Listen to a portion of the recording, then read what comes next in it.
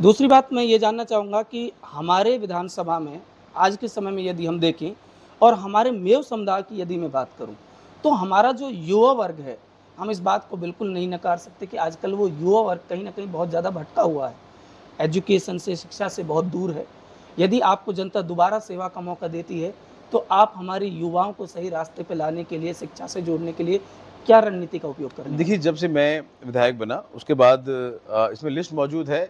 हमने करीब जो है कि 70-80 स्कूलों को अपग्रेड किया है, ताकि गाँव के अंदर जो हमारी बेसिक एजुकेशन है वो बेहतर हो। जी। पूर्व विधायक जी के वक़्त देखिए, जो आदमी काम करता है मैं उसको क्रेडिट उसको देता हूँ। जी। पूर्व विधायक जी के कार्यकाल में जाते-जाते उन्होंने कॉलेज खुलवाया नगर में जी। और एक कॉलेज खुला। उसके लिए पैसे हमने सैंक्शन करवाए अपने कार्यकाल में। बिल्डिंग भी बन के रेडी, हमने बिल्डिंग बनवाई। तब एक कॉलेज था जो इतने दिन बाद खुला। आज उसके बाद 3 और कॉलेज खुले हैं। एक बार विधायक जी कहीं कह रही थी मेरे ख्याल से, एक उन्होंने खोला, एक हमने खोला, नहीं, उसके बाद 3 और सरकारी कॉलेज खुले हैं। कृषि महाविद्यालय हमारे यहाँ खुला है, एक सीकरी में नॉर्मल महाविद्यालय खुला है और एक कन्या महाविद्यालय हमारे यहाँ खुला है। जी। तो एटलीस्ट जहाँ एक कॉलेज ज़्यादा शुरू हुआ, जहाँ 4 कॉलेजेस हो गए, स्कूल्स अपग्रेड हुए। 50-70 साल से जो स्कूल 5वीं तक के थे वो अपग्रेड हुए हैं। जी। और उसके अलावा हम लोगों ने इंडस्ट्रियल एरिया घोषित कराया सरकार से, जी। जो बासबुजा में करीब 650 बीघा के अंदर प्रस्तावित है। तो लोग बदलेंगे कैसे? खाली भाषण देने से लोग नहीं बदलते। बिल्कुल। भाषण देने से पेट नहीं भरता। रिसोर्सेज हम लोग पैदा करें उनके लिए, अपॉर्चुनिटीज पैदा करें उनके लिए। और ये जो बासबुजा में कट बन रहा है, ये उसका एक बहुत बड़ा प्रयास है उसके लिए। इसके लिए स्पेशल मुख्यमंत्री जी ने बजट दिया है, कट सैंक्शन हो गया है, उसका 3D नोटिफिकेशन भी हो चुका है। तो बहुत जल्दी कट पे काम चल जाएगा। तो आने वाला कल कैसे होगा, हम सुनिश्चित करेंगे कि यहाँ रोजगार के अवसर पैदा हों, यहाँ के युवाओं को रोजगार मिले, यहाँ के कम पढ़े लिखे युवाओं को भी रोजगार मिले, ताकि बेरोजगारी कम हो। बिल्कुल। तो निश्चित तौर पे जो युवा भटका नजर आता है, ये जॉब पे लगेगा और ये स्ट्रेंथ बनेगी हमारी विधानसभा की। हम लोग आगे बढ़ेंगे। कहीं ना कहीं सीधी बात यह है कि अशिक्षा और बेरोजगारी ये 2 मुख्य मुद्दे हैं किसी भी अपराधीकरण की क्रिया में। समाज चाहे कोई सा भी हो, समुदाय चाहे कोई सा भी हो, जहाँ जितनी अधिक अशिक्षा होगी, जितनी अधिक बेरोजगारी होगी, उस समुदाय के अंदर उतनी ही अधिक क्रिमिनल प्रवृत्ति पाई जाएगी। ये स्वाभाविक सी बात है। तो जैसा कि आपने कहा, मैं उस बात से सहमत हूँ। लेकिन अभी बीच में आपने कृषि महाविद्यालय की बात की, जो नगर में सैंक्शन कराया गया है, बिल्डिंग बन के उसकी तैयार है। लेकिन यहाँ पर मैंने देखा है कृषि विश्वविद्यालय में कि वो बनकर तैयार है, उसमें बच्चों के एडमिशन भी ले लिए गए हैं, लेकिन कहीं ना कहीं वहाँ पर फैकल्टीज़ की बहुत कमी देखी गई है। इसके संबंध में अभी तक कोई कार्य नहीं किया गया। देखिए, ये सही बात है, कॉलेजेस बहुत सारे खुले हैं और रिक्रूटमेंट थोड़ा उसमें डिले है, लेकिन सरकार ने संबल योजना में वैकल्पिक व्यवस्था की है। जी। और अब बहुत जल्दी जो भी महाविद्यालय हमारे यहाँ चल रहे हैं उन सब के अंदर पढ़ाई हो रही है। और कल भी आपने अखबार में देखा, निबंध लिखने के भी का भी कंपटीशन हो रहा है। बिल्कुल। कल के अखबार में था। तो ऐसा नहीं है कि जैसे लोग कहते हैं साहब की टीचर ही नहीं है। बिल्कुल, पढ़ाई तो हो रही है, लोग पढ़ भी रहे हैं, लेकिन हमने शुरुआत तो की। हम वहां लेकर तो आए, कॉलेज तो खुला, पोस्ट सेशन कराई। आज कल कमी है, कल को उसकी पूर्ति भी करी जाएगी। बिल्कुल, ये कैसे? पर हाँ, लेकिन अगर हम इंतजार करें कि बिल्डिंग पहले आए, टीचर पहले आए, उसके बाद में जो है कि हम उसको स्वीकृत कराएं फिर खोलें, ऐसा नहीं होता है साहब। तरीका यही है। और इसीलिए लगता है कि पहले वाले लोग ये समझ नहीं पाए। अगर वो शुरुआत करते तो आज चीजें बहुत बेहतर हो जाती। बिल्कुल, ये बात सही है।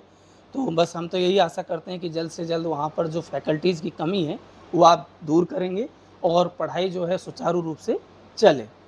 तो विधायक महोदय, आज जाते जाते मैं अंत में यही जानना चाहूँगा कि अभी तक कांग्रेस के द्वारा हाल ही में हमारी कांग्रेस पार्टी जो आप देखते हैं, उन्होंने विजन 2030 लॉन्च किया है, जिसमें विकास के मुद्दों को लेकर वो कहीं ना कहीं चुनाव में, आगामी विधानसभा चुनाव में उतरने जा रही है।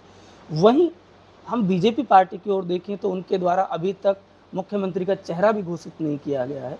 इसे आप किस तरीके से देखते हैं? देखिए, बीजेपी पार्टी फिलहाल राजस्थान में ग्राउंड खो चुकी है। जिस तरीके से मुख्यमंत्री अशोक गहलोत साहब ने इन 5 सालों में काम किए हैं, ऐसी योजनाएं जनता के लिए लेकर आए जिससे हर एक वर्ग अपने आप को आज सहारा पाया हुआ महसूस कर रहा है। बच्चों के लिए स्कीम्स आई हैं, बूढ़ों के लिए पेंशन बढ़ी है, स्टूडेंट्स के लिए फ़ायदा हुआ है, स्कूल खोले हैं, कॉलेज खोले हैं, अस्पताल खोले हैं, तहसील खोले हैं, थाने खोले हैं, ताकि हर आदमी को, हर एक वर्ग को जो है प्रॉब्लम से दूर हो जाए। और राजस्थान अब एक मॉडल स्टेट बन चुका है पूरे देश के लिए। सबसे सस्ता सिलेंडर आज हमारे राजस्थान में लाभार्थियों को मिल रहा है। जी और सरकारें कॉपी करना चाह रही हैं। ओपीएस हमने पहले लागू किया जी और सरकारें उसको कॉपी करना चाह रही हैं। कृषि का बजट हमने सबसे एक अलग से कृषि का बजट हमारे यहाँ आ रहा है, जी वो एक बहुत बहुत बड़ी स्पेशल ध्यान दिया गया है किसानों के लिए। हम्म। अब फूड पैकेट्स दिए जा रहे हैं आज इस महंगाई के दौर में, ताकि गरीब आदमी को राहत मिले। जी बिजली के बिल में छूट दी जा रही है, लगभग 17 से 75 लाख परिवारों का बिल जीरो आ रहा है। किसानों के लिए बिजली में छूट दी गई है। तो कहीं ना कहीं राजस्थान पूरे देश के लिए एक मॉडल बनता जा रहा है और बीजेपी पार्टी चारों खाने चित नजर आ रही है। अब देख रहे हैं, कल परसों को संकल्प यात्रा निकाल रहे हैं, लोग ही नहीं जुट पा रहे।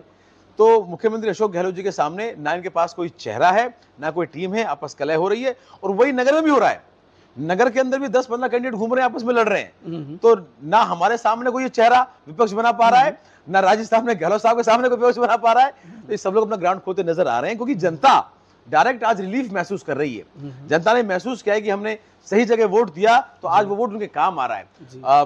फोन्स दिए जा रहे हैं जरूरतमंद आदमियों को, छात्रवृत्ति दी गई है, स्कूल्स के अंदर जो है कि दूध का वितरण हो रहा है, ड्रेसेस दी जा रही हैं।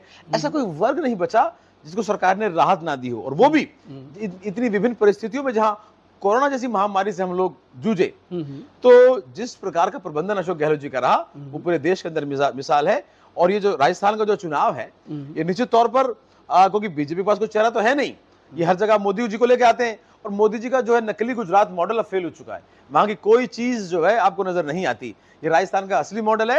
ये राजस्थान में भी चुनाव जीतेंगे, और आने वाले 24 में दिल्ली का चुनाव भी कांग्रेस पार्टी जीतेगी इसी मॉडल पर। आप आने वाले वक्त में देखेंगे कि बीजेपी का जो जो जो बहकाने का जो तरीका था, जो कॉम्युनल एजेंडाज हैं, जनता उनसे तंग आ चुकी है। राहुल गांधी जी ने इस देश के अंदर एक ऐसी नेतागिरी की नींव रखी है जहां सबको साथ लेके चलने की बात हो, जहां हर एक मुद्दे पे जुड़ने की बात हो।